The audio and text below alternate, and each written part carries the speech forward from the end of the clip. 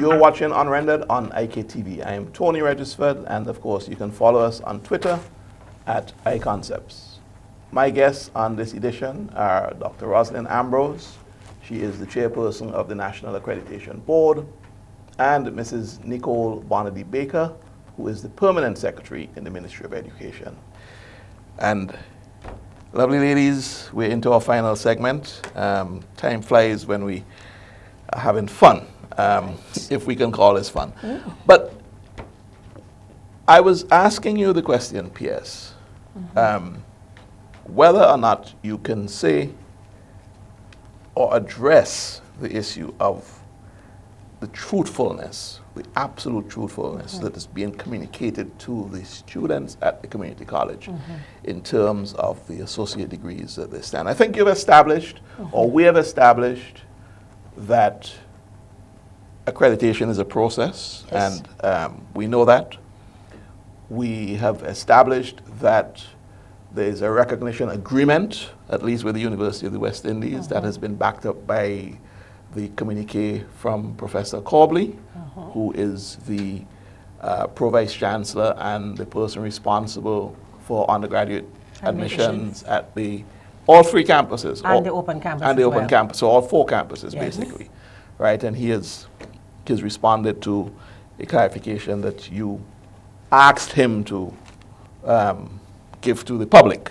Not a clarification for you, but for the general public. I think Because I'm a humble civil servant. Yes. So I think we established that. Yes. But there's this persistence still that some of what you're saying may be true, but there are things that you're not saying. And I'm just wondering if you can address that. Okay.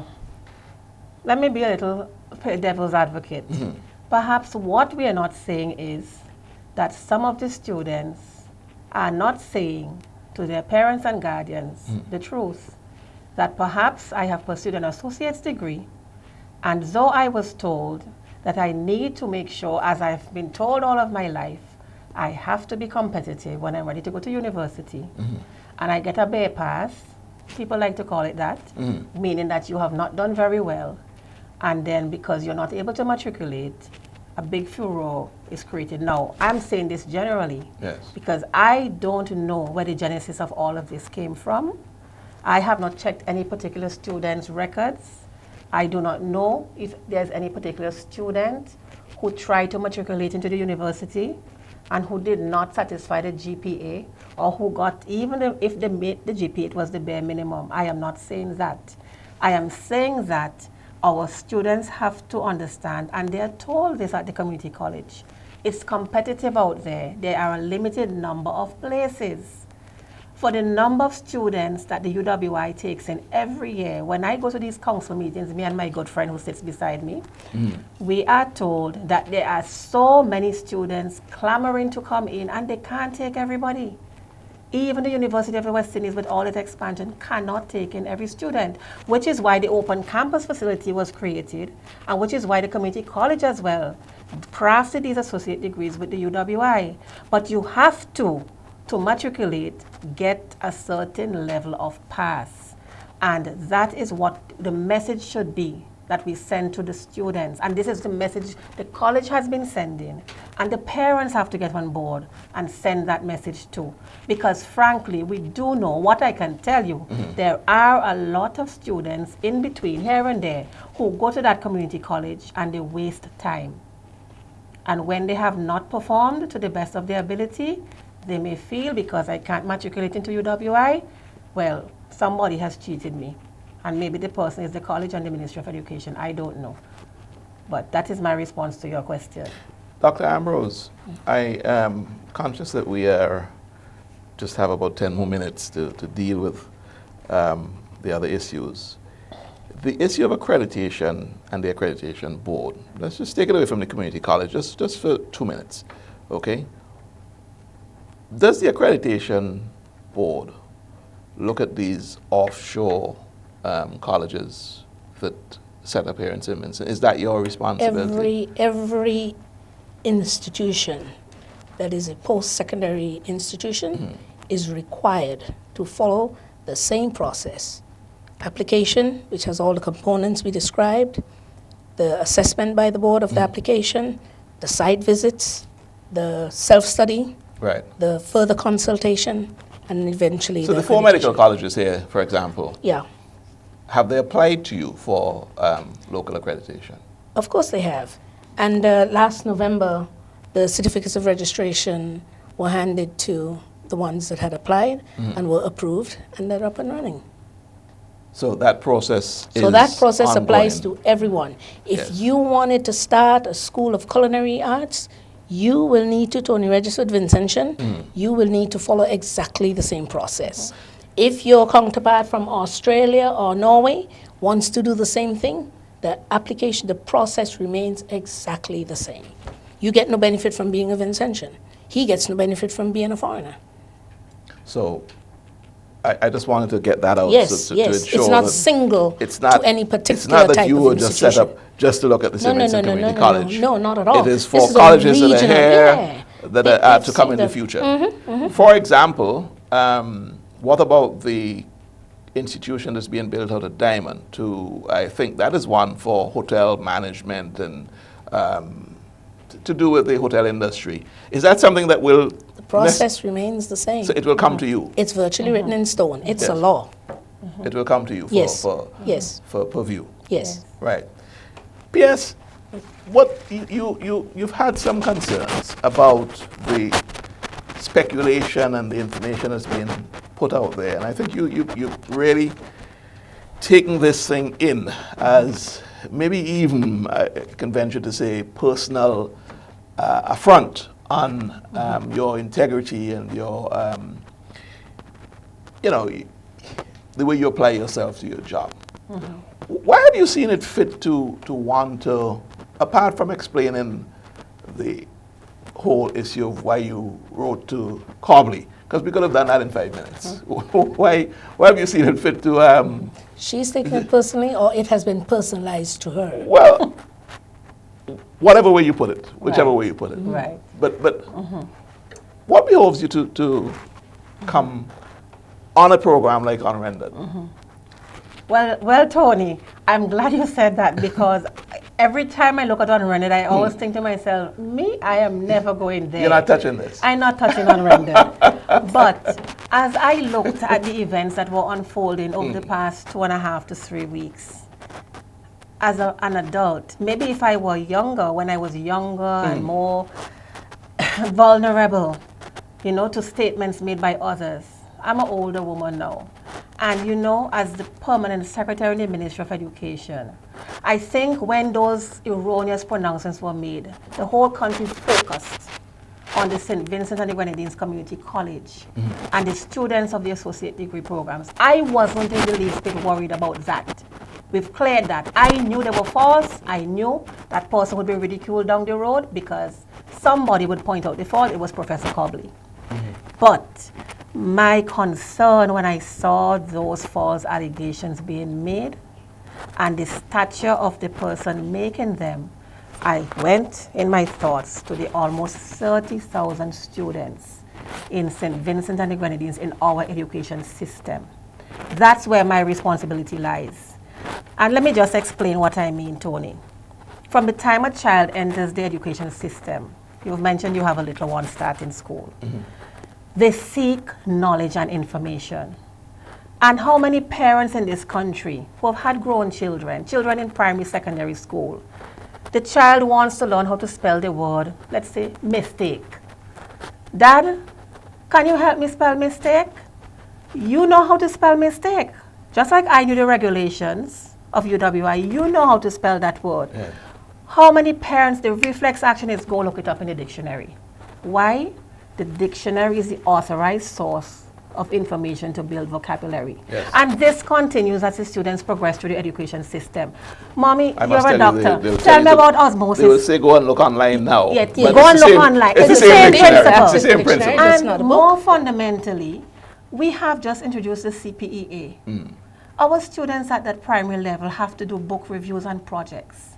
The students in secondary school and Cape A level have to do school-based assessments. You go to university, you have to do dissertations, essays, theses. But in all of these, in the education system, you have to quote the source of information.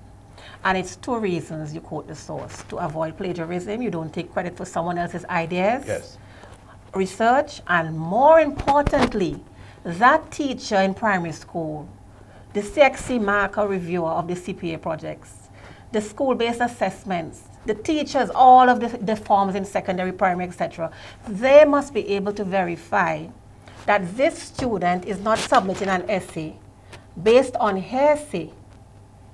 Because we know in a court of law, any good lawyer knows that in a court of law, hearsay is not accepted. It has to be procedures, regulations, precedents set, which are used to gain a conviction or not when dealing with a particular issue. And therefore, my concern was, what example are we setting for the students in the education system that fall under my direct responsibility? Am I going to sit down and allow the bad example to be caught? Children catch all our bad practices.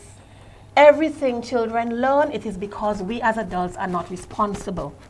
So are you telling me, Tony Regisford, that I, as the permanent secretary, should sit by? That is when they should ask me to resign. And allow generations of Vincentians who look at the stature of one individual in September 2014, who made false allegations without checking the authorized source, the UWI, who is not being held accountable, so that our teachers, my teachers who I love and who work so hard, in addition to the work they currently do, they must spend hours a day in a classroom, argue with Johnny who said, but miss, how you could give me a fail? Miss, the information I put in my essay, I get it from good source. No. So you Our feel educators work too hard. it's incumbent on you to It is speak the out. bad example that I saw on my television, which why I'm sitting here today. Do you want our graduates to go out into universities in the world for someone to send back on Facebook and say, you know, Tommy went and argued with the professor in Harvard who failed his thesis, and he said, but you know, Professor, how you could fail me? In St. Vincent and the Grenadines, we don't have to corroborate our work. We don't have to seek authorized sources. And I know somebody of prominent stature who did it and he wasn't held accountable. And that is my role model. That's why I'm here.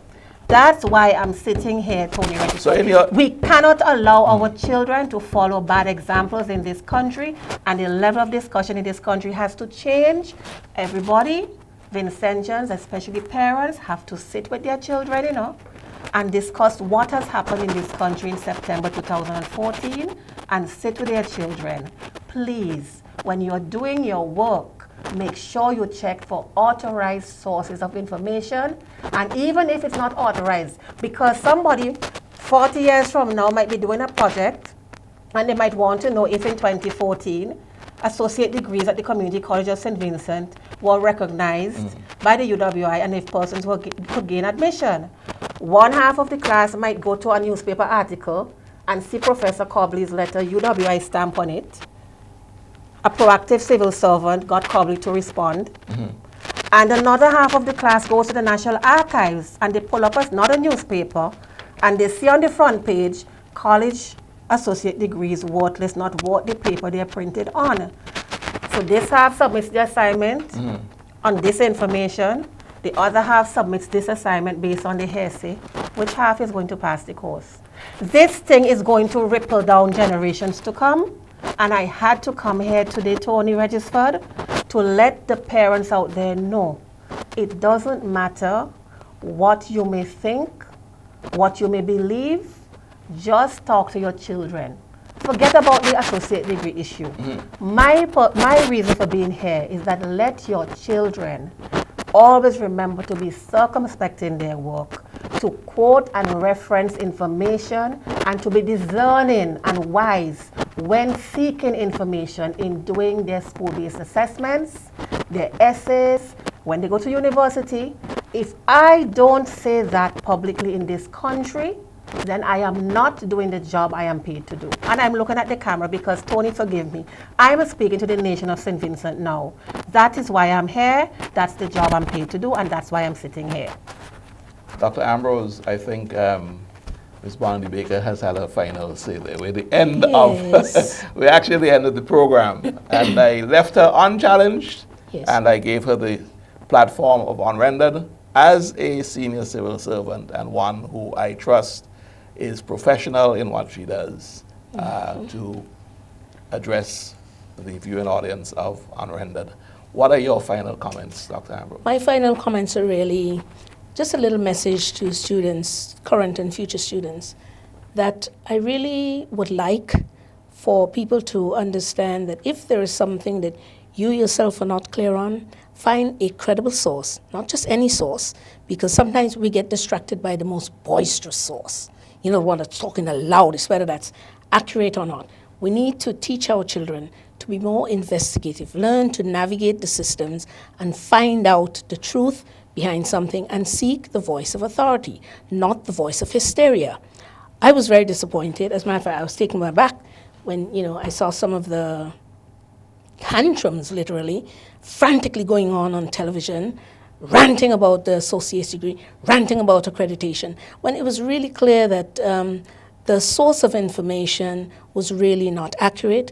There was some disclarity in the understanding of some of the people who were making comments, and that we must teach our children that's not the way. We don't need to resolve our issues by being confrontational. We need to, as a nation, as a people in general, try to seek your information and have reasonable and constructive conversation. That is something that's going to take you through the rest of your life, to the rest of your career. You need to be able to do that. That old dialogue, that counts for everything. And so I wish to ask the students at the school to think positively, keep motivated, try to pass at a very high rate, because the world is extremely competitive. Everywhere you look, nations are gathering together, forming clusters so they can compete with each other. We shouldn't be left behind. We have a number of students who have crossed the pathways through the community college, associate's degrees, advanced degrees, and they're out there in the world filling a very necessary professional void. And we need to be able to continue that trend so that our students can go everywhere and be of a good standard. So please, don't be distracted by all this furor. Well, ladies, thank you very much. I've allowed you to express your passion, and I like to see passion on the program. Thank you very much for coming, PS. Very Thank you passionate very about much. our children. Thank you, Dr. Thank you, Ambrose. sir. Thank you for coming. Thank you for having us. Thank you. This has been another edition of Unrendered.